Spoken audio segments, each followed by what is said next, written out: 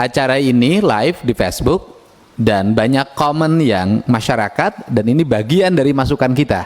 Jadi komen masyarakat di Facebook, di YouTube itu adalah bagian dari kita mendapat aspirasi secara langsung ketika melaksanakan rapat kerja ini. Ini contoh saja. Pak Timotius, dia ngeluh, dia punya kebun kelapa, tetapi ketika bikin sertifikat ke BPN itu dikatakan sebagai kawasan hijau. Itu kan tidak bisa dibuat sertifikat, padahal itu dia sudah tinggal di situ sejak lama.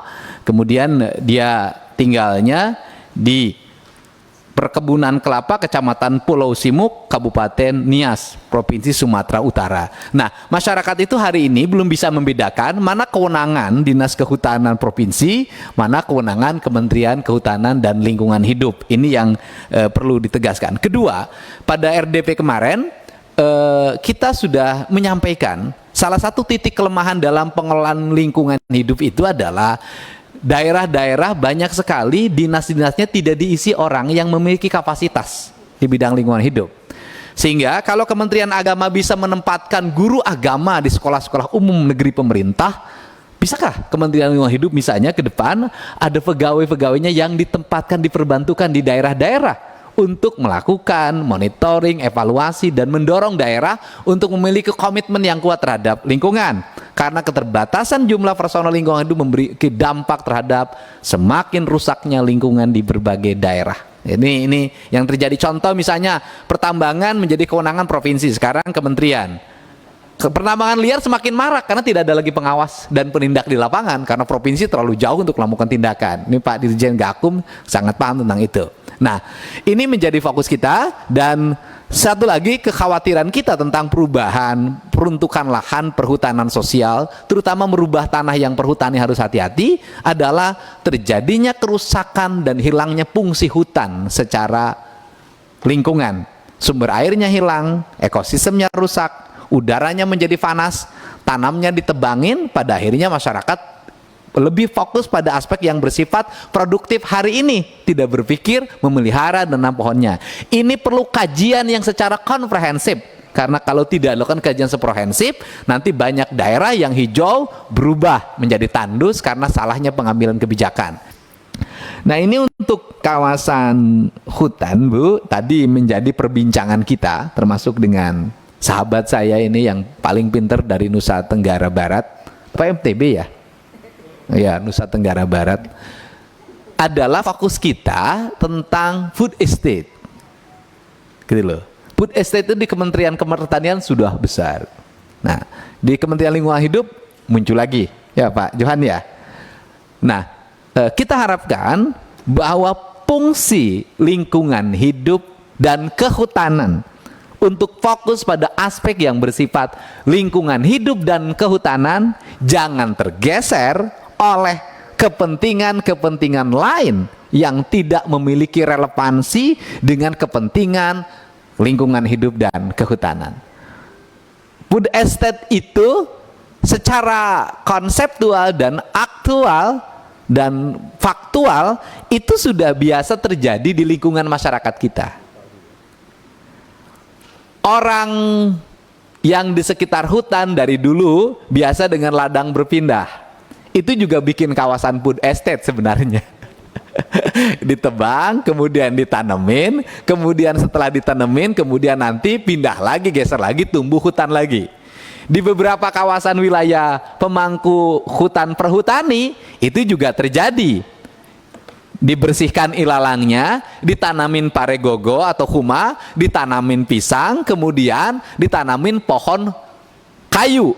Kanti pohon kayunya besar, kemudian mereka sudah lagi beralih lagi profesinya, tidak lagi nanam. Tapi selama pohon kayunya belum besar, mereka masih menanam padi, menanam pisang. Menurut saya kan ini juga sebenarnya food estate.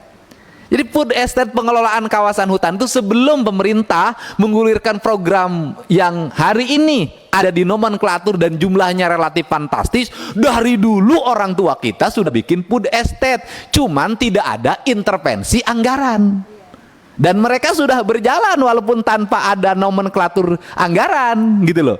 Justru kita ini negara adalah hari ini mendorong mereka agar pengembangannya tetap menjaga kelestarian, jenis-jenis varietasnya semakin meningkat, ada keanekaragaman bahan yang ditanam. Itu jadilah lumbung pangan, dan mereka serius bikin lumbung pangannya karena mereka memang benar-benar bikin lumbung yang disebut dengan leit di hutan-hutan itu, gitu loh.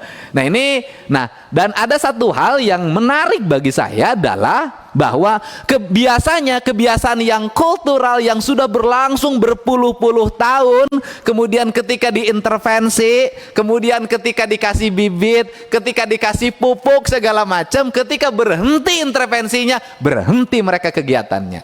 Ini yang saya ingetin. Hasil kunjungan kita, kekhawatiran saya setelah ngomong itu dengan para petani, bisa nyaman hari ini karena benihnya dikasih, pupuknya dikasih, tenaga teknisnya ada, teknologinya terus dikembangkan, alat-alat infrastrukturnya ada. Pertanyaannya adalah, mungkinkah dalam setiap tahun itu berlangsung?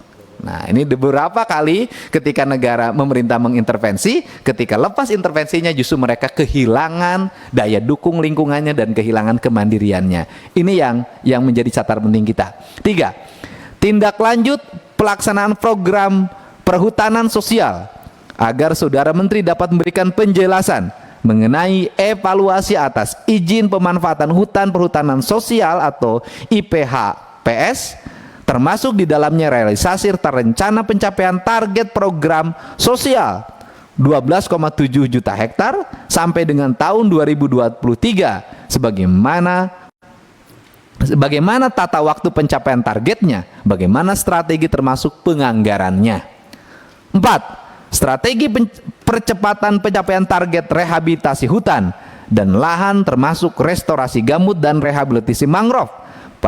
Dalam RDV 8 Juni 2021, Komisi 4 DPR meminta Kementerian LHK dan BRGM untuk terus melakukan koordinasi dengan seluruh pemangku kepentingan, termasuk di dalamnya kementerian, lembaga terkait, pemerintah daerah, baik pemerintah provinsi, pemerintah kabupaten kota, serta Perum Perhutani dan PT Inhutani 1-5 dengan terus melibatkan peran serta masyarakat di dalam dan di kawasan hutan.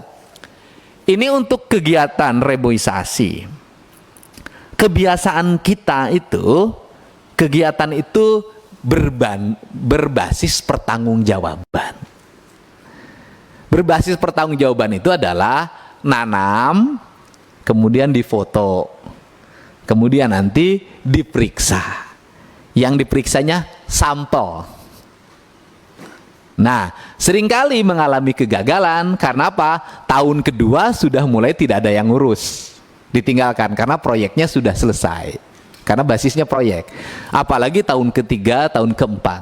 Saya harapkan program untuk reboisasi, termasuk hutan maupun mangrove, itu tidak dalam bentuk hanya 1 tahun, tetapi memberikan perhatian sampai tumbuh dan bisa dilepas, bisa ditinggalkan. Ini yang penting. Kemudian yang kedua, membuat pengaturan yang lebih komprehensif, terutama nanti yang berhubungan dengan KKP, karena habisnya mangrove di bibir pantai dilakukan oleh 2 hal. 1, penambangan, 2, pembuatan tambak. Dan tambak itu setelah mereka secara ekonomis tidak menguntungkan lagi, oleh tuannya ditinggalkan, dan akhirnya mangrove-nya hilang, pohon kelapanya hilang, cemara lautnya hilang, terjadilah abrasi, hilangnya desa-desa di bibir pantai, habis itu lahirlah kemiskinan baru. Ini menjadi perhatian penting kita, dan barangkali Ibu Menteri bisa nanti memaparkan kepada publik, bicara persoalan kesejahteraan publik, mana yang lebih sejahtera warganya? Warga yang hutan dan lingkungannya masih hijau, masih tertata, dan warga lingkungan hutannya yang sudah habis dieksploitasi. Mana warganya yang lebih sejahtera? Itu kan pasti punya risetnya. Kalau saya berkeyakinan sampai hari ini adalah warga yang tinggal di sekitar hutan, di sekitar laut yang masih hijau, masih tertata, masih kemudian terjaga lingkungannya akan jauh lebih sejahtera dibanding dengan yang tinggal di wilayah yang sudah tereksploitasi dan mengalami kerusakan lingkungan.